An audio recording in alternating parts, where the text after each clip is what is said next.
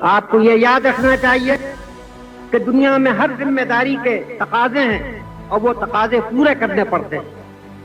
دنیا میں ٹھوکریں انہی کو لگتی ہیں کہ جو چلتے ہیں، جو پاؤں توڑ کر بیٹھ جاتے ہیں انہیں کبھی ٹھوکر نہیں لگتی۔ بھارتی تاریخ میں ایک ایسا نام جس نے کم سنی میں اپنی ذہانت و فطانت سے ملک و قوم کو حیران و شستر کر دیا۔ متضاد حیثیتوں پر مبنی زندگی کے مالک مولانا ابوالکلام آزاد ایک زبردست صحافی، عالی مرتبہ مجتہد، عظیم دانشور، بلند پایہ مفکر، فلسفی اور جنگ آزادی کے عظیم رہنما تھے۔ مولانا ابوالکلام آزاد کی پیدائش 1888 میں مکہ معظمہ میں ہوئی۔ ان کا اصل نام محی الدین احمد تھا، مگر ان کے والد مولانا سید محمد خیر الدین ابن احمد انہیں فیروز بخت کے نام سے پکارتے تھے۔ اپنے والد سے ابتدائی تعلیم حاصل کرنے کے بعد آزاد مصر کی مشہور درسگاہ جامعہ ازہر چلے گئے، جہاں انہوں نے مشرقی علوم کی تکمیل کی۔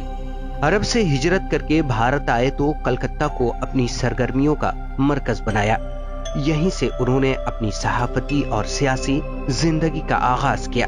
انہوں نے یہیں سے 15 برس کی عمر میں لسان الصدق جریدے کی ارادت کی اور سن 1912 میں 20 برس کی عمر میں الہلال کے نام سے ایک ہفتہ وار اخبار نکالا۔ یہ پہلا باتصویر سیاسی اخبار تھا۔ اس اخبار میں انگریزوں کی پالیسیوں کے خلاف مضامین شائع ہوتے تھے، جس پر انگریز حکومت نے پابندی لگا دی۔ اس کے بعد مولانا آزاد نے انگریز مخالف پالیسیوں پر دوسرا البلاغ اخبار جاری کیا۔ مولانا آزاد کا مقصد جہاں انگریزوں کی مخالفت تھا، وہیں قومی ہم آہنگی اور ہندو مسلم اتحاد پر ان کا پورا زور تھا۔ انہوں نے اپنے اخبارات کے ذریعے قومی وطنی جذبات کو بیدار کرنے کی کوشش کی۔ مولانا ابوالکلام آزاد سیاسی محاذ پر بھی سرگرم رہے۔ انہوں نے تحریک عدم تعاون، بھارت چھوڑو اور خلافت تحریک میں بھی حصہ لیا۔ گاندھی جی کی قیادت پر انہیں پورا اعتماد تھا۔ گاندھی کی افکار و نظریات کی تشہیر کے لیے انہوں نے پورے ملک کا دورہ کیا۔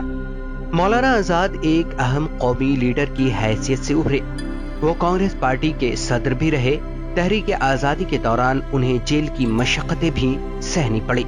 بھارت کی آزادی کے بعد مولانا آزاد ملک کے پہلے وزیر تعلیم بنائے گئے۔ انہوں نے وزیر تعلیم کی حیثیت سے بہت سے اہم کارنامے انجام دیے۔ یونیورسٹی گرانٹ کمیشن اور دیگر تکنیکی، تحقیقی اور ثقافتی ادارے انہی کی دین ہے۔ مولانا آزاد صرف ایک سیاستدان نہیں بلکہ ایک صاحب طرز ادیب، بہترین صحافی اور مفسر بھی تھے۔ انہوں نے شاعری بھی کی، انشائیے بھی لکھے، سائنسی مضامین بھی تحریر کیے، علم و تحقیقی مقالات بھی لکھے، قرآن کی تفسیر بھی لکھی۔ غبار خاطر، تذکرہ، ترجمان القرآن ان کی اہم تصانیف ہیں۔ مولانا نے اپنی کتاب غبار خاطر قلعہ احمد نگر میں قید کے دوران تحریر کی تھی، جسے مالک رام جیسے محقق نے مرتب کیا اور ساہتیہ اکادمی نے اسے شائع کیا۔ مولانا آزاد اپنے عہد کے خداداد صلاحیتوں کے مالک شخص تھے، جس کا اعتراف پوری علمی